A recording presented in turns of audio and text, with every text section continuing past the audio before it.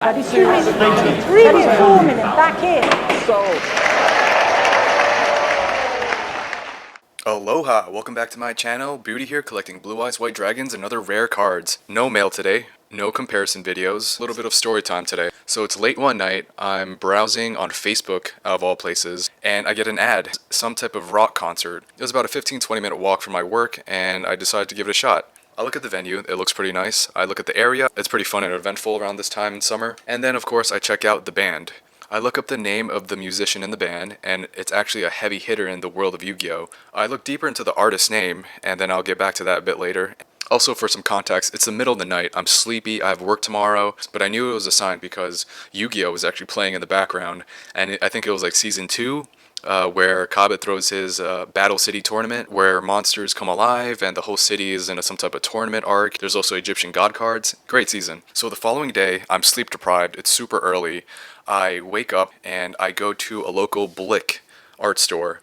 I picked up 2 paint markers, one in white and one in gold. Nothing like stuff you get from Staples, high quality paint markers. I go to work, I do my thing, and then after work I head over to the venue. It's at a place called The Bitter End, a famous venue and bar where they have amazing musicians and comedians. If you're a celebrity, you've been there. I check it out, it's awesome, I have a drink or two. I'll show some of the live music that was played now.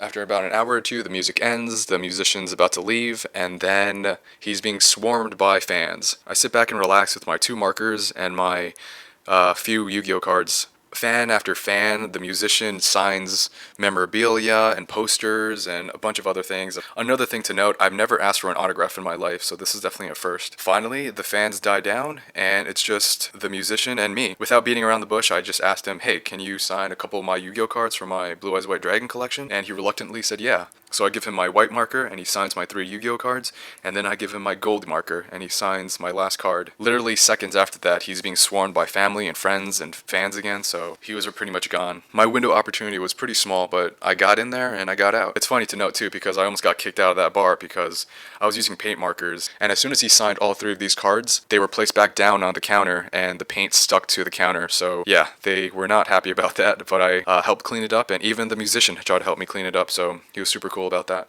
After I got my card signed, I walk out the venue, and then I go around the corner and I find a restaurant table, and I just marvel at the cards in front of me.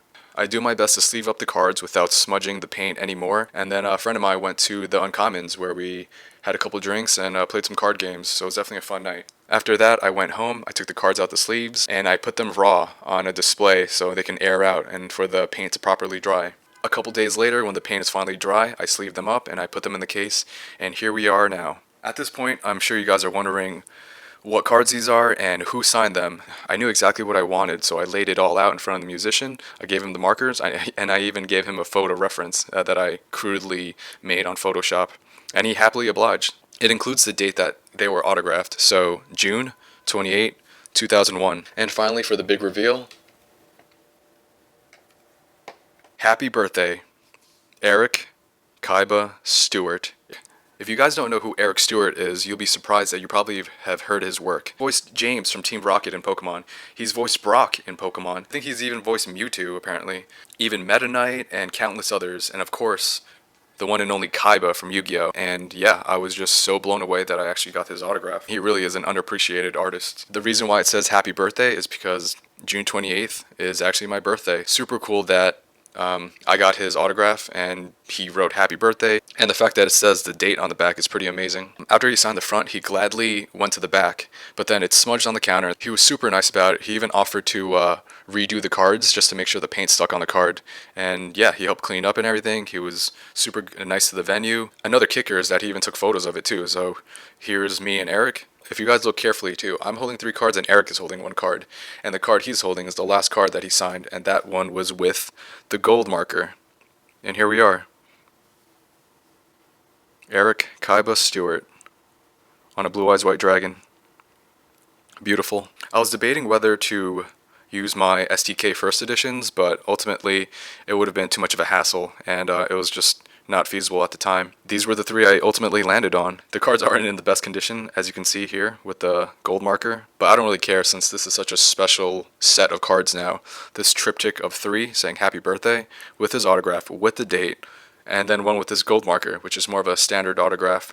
Although the ones I've seen in the past, from conventions or anywhere I've searched online, they were always black markers, and they were black Sharpies at that. He signed these with actual high-quality paint markers, so they'll definitely last a lifetime, if not longer. Here's a better close-up of the cards. He did his best to include some overlap, and right there by the end of Kaiba, that line continues on to the third card. And of course, the last word, birthday, the D separated, and then AY is on the last card with an exclamation point, so really nice. There's the year, there's the date, the 8's a little smudged, and then there's the month, June.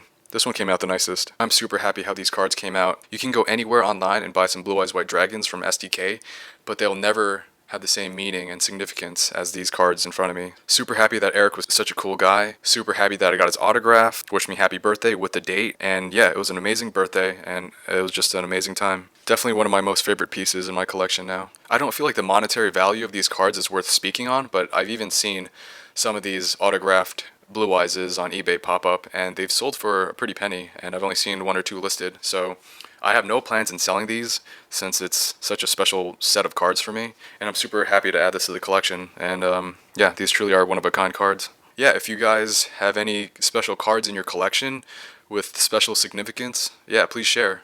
If you guys like Blue Eyes White Dragons and other rare cards, please like and subscribe.